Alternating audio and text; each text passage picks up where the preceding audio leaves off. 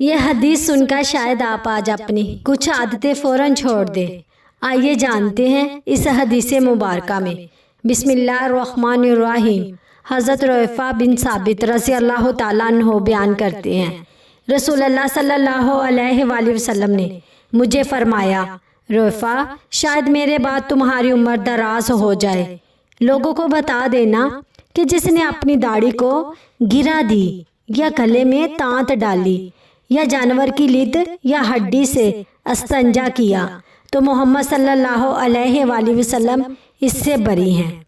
اس حدیث میں رسول اللہ صلی اللہ علیہ وآلہ وسلم نے حضرت رویفع بن ثابت کو ایک اہم پیغام دیا کہ میرے بعد لوگوں تک یہ بات پہنچا دینا کہ کچھ ایسے اعمال ہیں جو مسلمان کے عقیدے، پاکیزگی اور سنت کے خلاف ہیں۔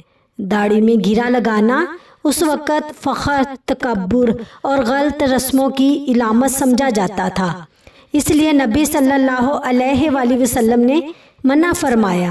اسی طرح گلے میں دھاگا یا تعویذ اس عقیدے سے لٹکانا کہ یہ حفاظت کرے درست نہیں، کیونکہ اصل حفاظت صرف اللہ تعالیٰ کے ہاتھ میں ہے، اور ہڈی یا جانور کی لد سے استنجا کرنا ناپاک اور خلاف سنت عمل ہے۔